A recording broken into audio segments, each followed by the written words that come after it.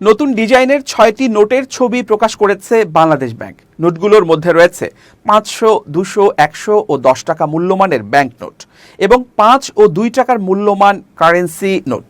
এসব নোটে দেশের গুরুত্বপূর্ণ ঐতিহাসিক, প্রাকৃতিক ও সাংস্কৃতিক প্রতীকগুলোকে বিশেষভাবে তুলে ধরা হয়েছে। প্রতিটি নোটে রয়েছে নতুন গভর্নর আহসান হাবিব মনসুরের স্বাক্ষর। নতুন নোটে উন্নত নিরাপত্তা বৈশিষ্ট্য যুক্ত করা হয়েছে, যা নকল প্রতিরোধে সহায়ক হবে। তবে পুরনো নোটও চলবে বলে জানিয়েছে কেন্দ্রীয় ব্যাংক। এর আগে বাংলাদেশ ব্যাংকের গভর্নর ডক্টর আহসান এইচ মনসুরের সই করা নতুন নকশা ও সিরিজের ১০০০, ৫০ ও ২০ টাকা মূল্যমানের ব্যাংক নোট প্রকাশ করেছিল, যা রোববার প্রথমবারের সীমিত পরিসরে ব্যাংকগুলোকে দিয়েছে। সোমবার থেকে গ্রাহকরা এসব নোট বিনিময় করতে পারবেন। তবে চাহিদা অনুযায়ী নতুন নোট দিতে পারছে না বাংলাদেশ ব্যাংক। এজন্য ঈদের ছুটির আগে রাজধানী ছাড়া অন্য জেলা শহরে এসব নোট মিলবে না। নতুন প্রকাশ করা ৬টি নোটের নকশায় যা থাকছে: ৫০০ টাকার নোটের সামনে বাম পাশে কেন্দ্রীয় শহীদ মিনারের ছবি ও মাঝখানে শাপলার ছবি রয়েছে।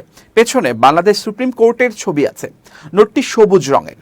২০০ টাকার নোটের সামনে ঢাকা বিশ্ববিদ্যালয়ের অপরাজেয় বাংলা লেখা এবং শাপলার ছবি রয়েছে।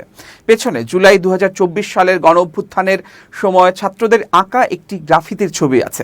নোটটি হলুদ রঙের। ১০০ টাকা নোটে সামনে বাগেরহাটের ৬ গম্বুজ মসজিদের ছবি এবং পেছনে সুন্দরবনের ছবি রয়েছে। নীল রঙের এই নোটে শাপলার ছবি রয়েছে। ১০ টাকা নোটের সামনে বাইতুল মোকাররম জাতীয় মসজিদের ছবি এবং পেছনে আবার গণঅভ্যুত্থানের সময় আঁকা গ্রাফিতি আছে। নোটটি গোলাপি রঙের। ৫ টাকা নোটের সামনে ঢাকার তারা মসজিদের ছবি এবং পেছনে গণঅভ্যুত্থানের গ্রাফিতি রয়েছে। নোটটি গোলাপি রঙের।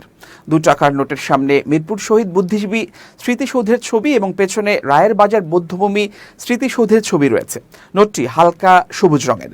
সব নোটেই রয়েছে জাতির ইতিহাস ও সংস্কৃতির নানা দিক তুলে ধরার চেষ্টা। এছাড়া জলছাপে রয়্যাল বেঙ্গল টাইগারের ছবি, মূল্যবান ও বাংলাদেশ সরকারের মনোগ্রাম।